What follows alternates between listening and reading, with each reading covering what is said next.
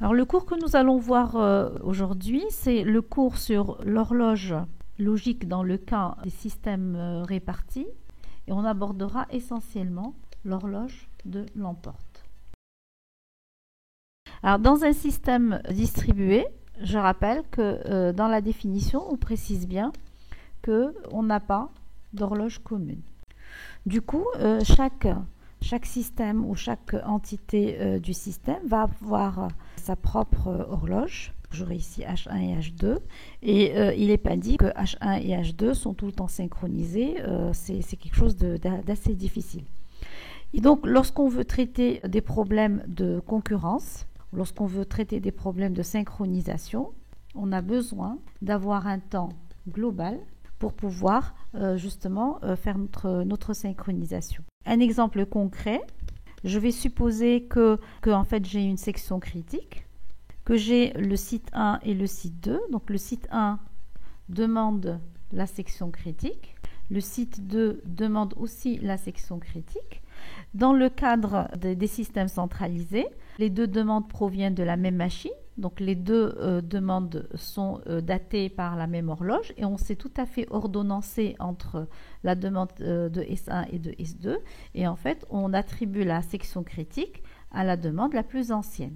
Dans un système réparti, le mot plus ancienne n'est pas forcément simple puisque je vais avoir une demande qui est datée par une première horloge et une demande qui va être datée par une deuxième horloge pourvu que les deux horloges soient mal synchronisées pour qu'en fait la demande la plus ancienne, ou en tout cas qu'on considère comme étant la plus ancienne, ne l'est pas. Et donc, il nous faut une solution pour pouvoir dater les deux événements de manière déterministe pour pouvoir prendre une décision. L'idée, c'est en fait de partir de la notion de causalité pour pouvoir définir ce temps global. Alors, c'est quoi la causalité? En fait, la causalité, c'est le fait d'ordonner dans le temps des actions. Alors, par exemple, l'exemple le plus simple qu'on puisse donner, si je prends ici l'échelle du temps, ici j'ai le présent, là j'ai le passé et là j'ai le futur. Si je veux de la cohérence, donc ici aujourd'hui je passe mon examen, le plus cohérent c'est que ici je prépare mon examen et que là je récupère ma note. Si je disais que d'abord je commençais par récupérer ma note, puis que je préparais, puis que je passais l'examen, ce n'est pas cohérent. Si je disais que je prépare, je récupère ma note, puis je passe l'examen, ce n'est pas cohérent non plus. Donc en fait, la causalité permet d'ordonner des événements de manière cohérente. Alors à partir de là, on peut en déduire une relation qu'on appelle la relation de précédence. Et si j'applique la relation de précédence à l'exemple que je viens de donner, en fait, l'examen précède la récupération de la note et la préparation précède l'examen et puis par transitivité, la préparation précède aussi la récupération des notes. Alors si je veux appliquer tout ceci à un système réparti, je suppose que je suis dans un système réparti avec 3 sites, S1, S2 et S3. Dans chaque site, en fait, il y a des choses qui se passent. Et comme je suis dans un système réparti, seule forme de communication possible est bien entendu l'envoi de messages. Donc, ça veut dire que toute collaboration se fait par envoi de messages. Et donc ici, je peux supposer que là, je vais avoir des messages qui sont échangés entre les différents sites. À ce moment-là, pour la relation de précédence, si je regarde ça de manière on va dire localisé, si je reste localisé à S1, tous les événements de S1 sont datés avec l'horloge locale H1. Donc je n'ai pas de problème à dire que cet événement a lieu avant celui-ci, qui a lieu avant celui-ci et qui a lieu avant celui-ci. Maintenant, lorsque je vais avoir au niveau un peu plus global, je peux être sûr que l'événement que j'ai là précède l'élément que j'ai là, parce que tout simplement c'est un envoi de message. Et on ne peut pas recevoir un message avant qu'il n'ait été envoyé. Donc, du point de vue de précédence au niveau des systèmes répartis, lorsque c'est local, en fait, on se fie à l'horloge locale. Et lorsque j'ai des envois de messages, en fait, j'ai tout simplement l'envoi qui précède la réception.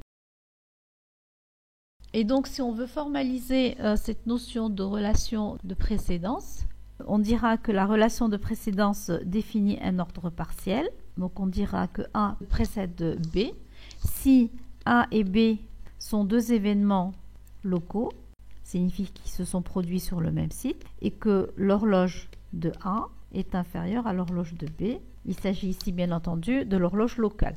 On dira également que A précède B si A est un envoi de message et que B est la réception de ce même message. On dira également que A précède B s'il existe un C tel que A précède C et C précède B. Dans ce cas-là, le A précède le B.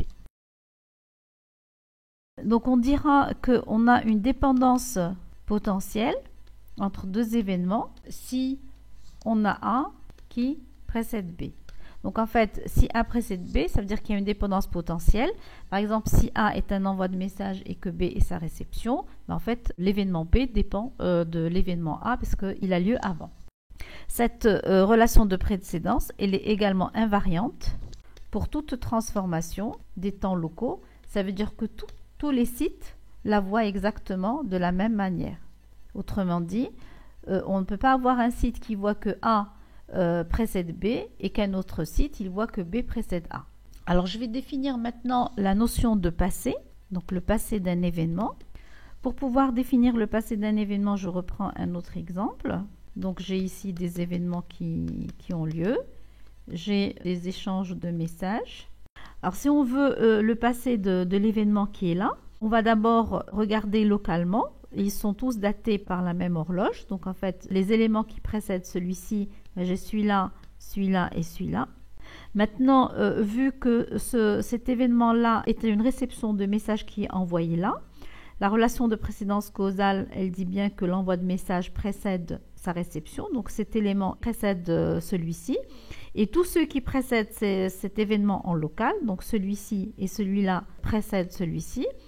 Et là, si je regarde maintenant le premier site, j'ai cet élément qui est dans le passé de celui-ci, en tout cas qui le précède. Ceci, c'est une réception de message qui est partie à ce point-là. Donc celui-ci le précède celui-ci. Et donc forcément, celui-ci précède celui-là. Et tous ceux qui le précèdent localement sont pris. Et comme ça, en fait, on définit le passé de ce point, de cet événement qui est là, par tous les points bleus, toutes les croix bleues qui sont à ce niveau-là. Quelle est la définition formelle du passé d'un événement E? Donc si j'appelle celui-ci E, le passé de E, c'est E, union, tous les E', tels que E' précède causalement le E. Et à partir de là, on peut définir en fait une chaîne causale à partir des passés, parce que nous avons en fait une imbrication des passés. Le passé de l'événement qui est là, ça sera celui-ci, il est en fait inclus dans le passé de celui-ci et ainsi de suite. Et donc on peut définir une chaîne causale. Alors on va revenir maintenant à notre problème initial, celui de l'horloge de Lamport. Et donc comment on va mettre en œuvre cette horloge en utilisant les notions qu'on vient d'introduire, particulièrement la relation de précédence causale. Donc en fait l'idée c'est de réaliser une datation des événements. Je rappelle le problème. Notre problème, c'était de dater les différents événements de telle manière que ces dates soient déterminables par consultation locale et que tous les sites les voient dans le même ordre. Maintenant, pour pouvoir réaliser l'horloge de Lamport, c'est très simple. En fait, l'idée, c'est de mettre en place un compteur sur chaque site. Je vais reprendre encore un exemple. Je vais mettre moins d'événements comme ça va être plus clair. Sur le premier site, donc, je vais avoir un compteur que je peux appeler H1 qui va être initialisé à 0. Sur le deuxième site, je vais avoir un H2 qui va être initialisé à 0. Et sur le troisième, je vais également avoir un autre qui va être initialisé à 0. Dès le moment où j'ai un événement supplémentaire, en fait, on incrémente de 1. Donc, l'événement que je vais avoir ici, ça, il aura la date H1 est égal à 1. Celui-ci, c'est celui qui vient juste après, il aura H1 est égal à 2. Et celui-ci, ça serait H1 est égal à 3. Ici, c'est un cas très simple. Maintenant, si je prends le deuxième site, qu'est-ce que j'ai? Je vais avoir ici le premier événement, donc ça sera H2 est égal à 1. Ici, j'ai un deuxième événement. Alors, celui-ci, c'est un événement qui est en fait une réception de message. Et donc, normalement, H2 doit être égal à une valeur qui doit être supérieur à la valeur précédente de H2, puisque cet événement-là, il vient après celui-ci. Mais en même temps, cet événement-là, sa date doit être supérieure à la date de l'envoi.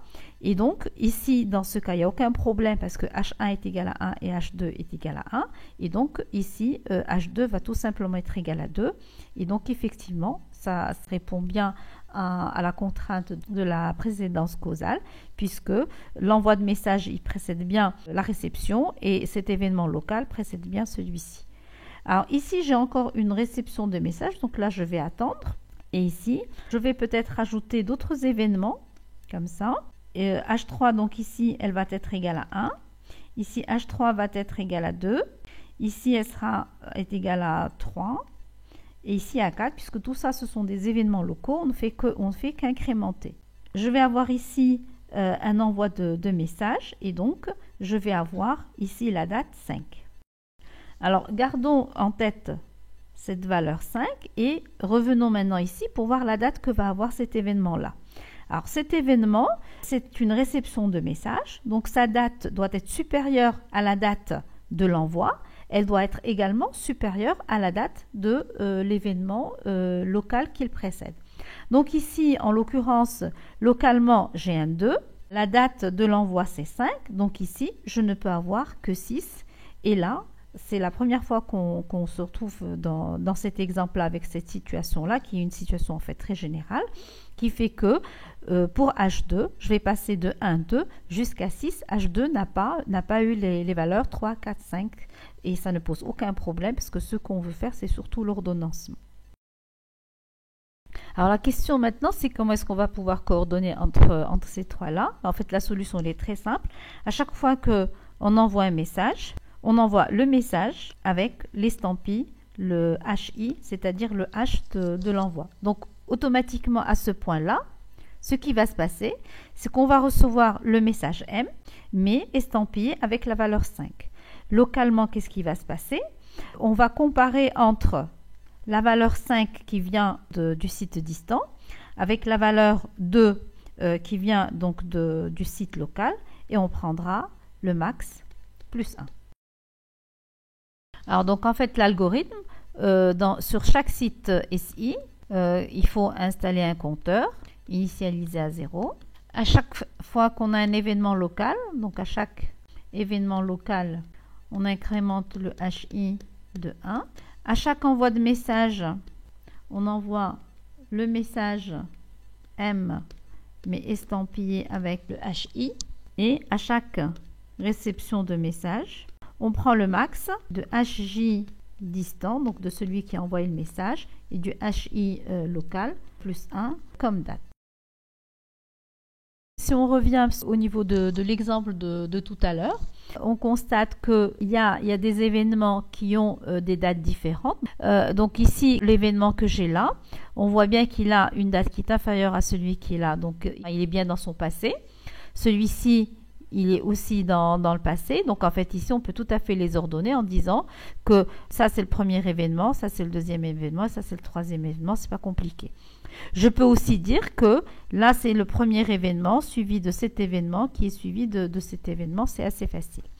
Là où en fait on va avoir un petit souci, c'est qu'en fait on a plusieurs événements au niveau de ce schéma-là qui ont la même date. Et donc ici on a cet événement-là qui a la date 2, celui-ci qui a la date 2, puis on a un autre, ça devait être celui-là, qui a aussi la date 2. En fait, entre ces trois événements qui ont la même date, en fait, on ne sait pas quoi faire. Et en fait, on ne sait pas quoi faire, tout simplement parce qu'on s'est basé sur une relation de précédence qui, je le rappelle, était en ordre partiel.